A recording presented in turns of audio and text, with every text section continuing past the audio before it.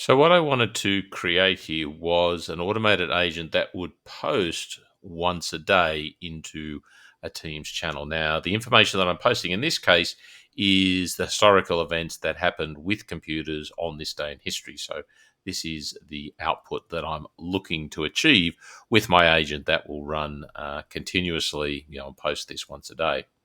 So to do that, I went to copilotstudio.microsoft.com. I created a new agent here. In this case, the agent is called History.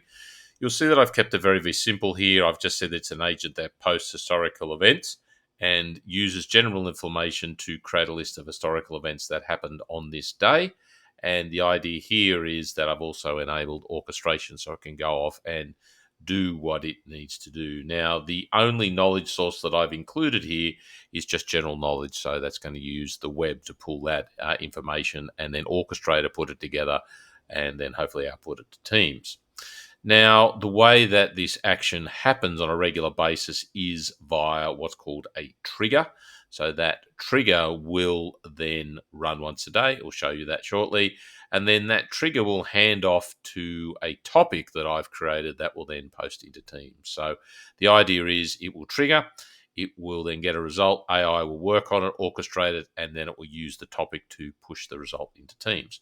So if we have a look at what the trigger is all about, so you'll see here that the trigger is simply a recurrence. All that's going to happen is at a particular time of the day, right? So I've set up the trigger here to run at, say, 12:45, and then all it's going to do is send a prompt back to Copilot. Now, the prompt it's going to send is, please tell me about today in history with computers. So that's all it's going to do, and then it will hand it back to the history agent.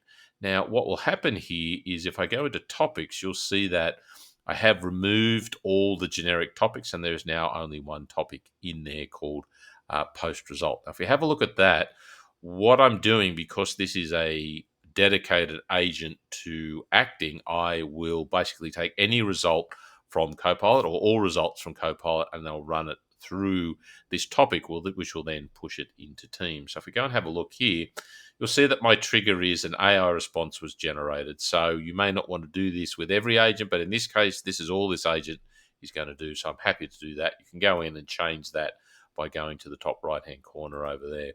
Now, once it sees a response from the AI there, it's going to go in and run this action.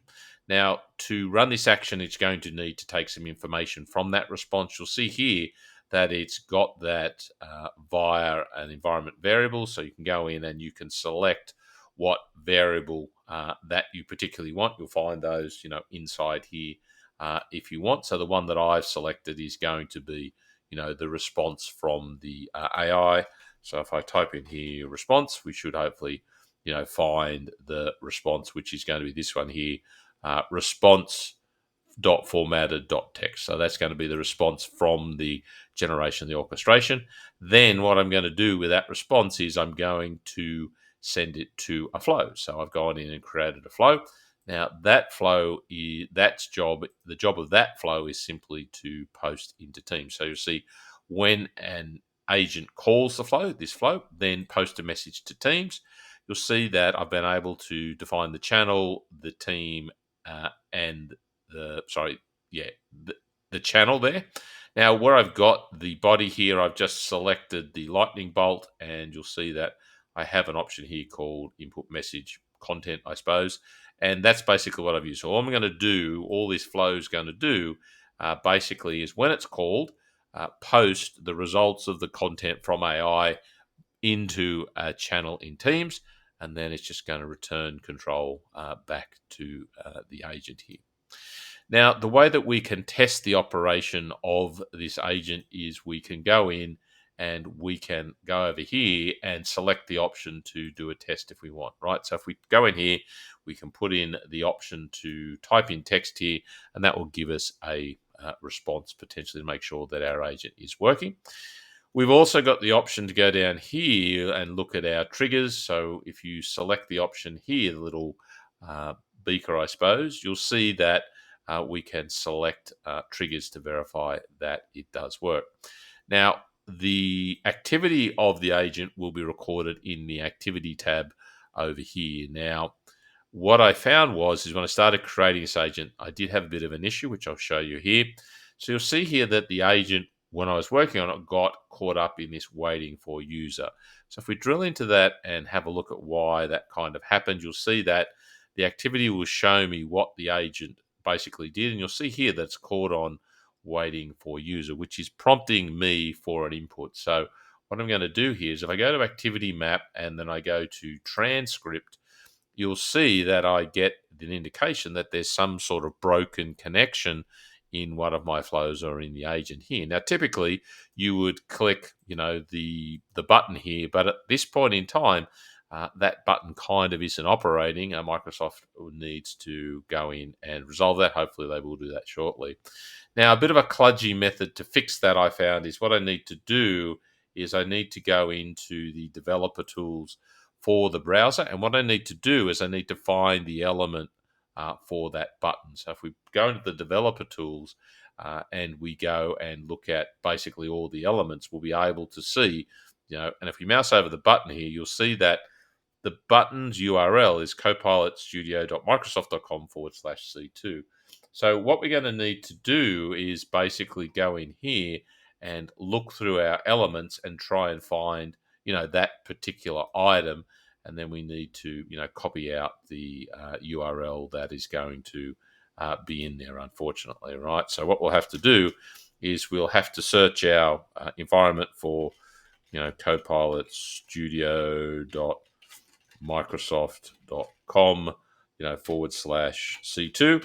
And we need to search the element to find that. Again, hopefully Microsoft comes in and does basically resolve that. So you'll see here that it's found that element here, which is this nasty bit of text over here. So what you would do is you would go in and we would need to, copy this element out. And then once we've copied that element out, we can then post that into something like Notepad, and then we can go in and edit that. So if we go in and have a look at what this looks like, so I've copy and pasted that out. You can see, again, very, very kludgy here. But what I'm looking for and the URL that I want to use basically is this URL here. So this is the button, the URL button that's going to be used to go in and connect, right? So what I need to do is basically go in and kind of grab that. And then what I need to do is I need to put that into a new browser tab, and you'll see that it then will show me the manage the connections page. So when an agent calls the flow, one action, and in my case, where it was stuck on waiting for user, that would say, failed or needs attention. And I would go there and manage that and basically go in and reconnect those options, right? So I would select that and reconnect it. I've already done that, and I know the agent does work successfully. But if you do see that where it's stuck on user, for the time being, you'll have to go in and look at that option, grab the URL, and manually basically type it in to continue with that process, unfortunately. So hopefully Microsoft will address that, in a short period of time. So you see here my connection to Teams was broken at the time. Now it's got a green check, so that's all good. Now, my understanding is that we can also basically find that. So if we go back to our we go back into the test option here. We do have a button up here that allows us to manage our connections, which should take us to that same connection page that we can go and view. So if you do see waiting for agent and you do want to click the connect button, it won't work. You'll need to grab the element, as I said, unfortunately using the developer tools, or go in here to the test your agent and then have a look at manage connections to see if you can get that. All right, but all things being equal, if we do sort all that out, get our connections working, then what we should see is we should see basically the activity where the trigger happens at a certain point in the day, and then that will then put that standard prompt of, in my case, what is the history of computers today? So that's the trigger. Then it will go through its knowledge sources, and then it will complete the session. It completes the session by using the topic that I've outlined. The topic will be triggered on any response, in this case, to from the AI, it will then take that response and it will feed that response into another flow, which will simply just post to teams. So the advantage here is that I've been able to break this up into individual components. So firstly, creating the agent that works manually is where I started, and then I added the capability to automatically trigger. So that was the second step. And then the third step was to post the output directly into Teams. So it allowed me to do troubleshooting as I move through building this agent. And as you see, it does produce now the result that I'm after. The only limitation was that for some reason my connection to Teams broke and I needed to go in and recreate it. But now all working good. So in essence, you can now create an agent which can be triggered on a recurrence, and then it can take any action that you wish. All right. So remember, it is that capability. If you do get caught, go into the activity and see if it's waiting on user. You might need to do a bit of troubleshooting there and then to get that. Hopefully, that's given you some inspiration to go in and create your own automated agent that perhaps posts news, information, updates into Teams regularly and generate some benefit and some awareness of what AI can do inside your business. Thank you very much for watching the video.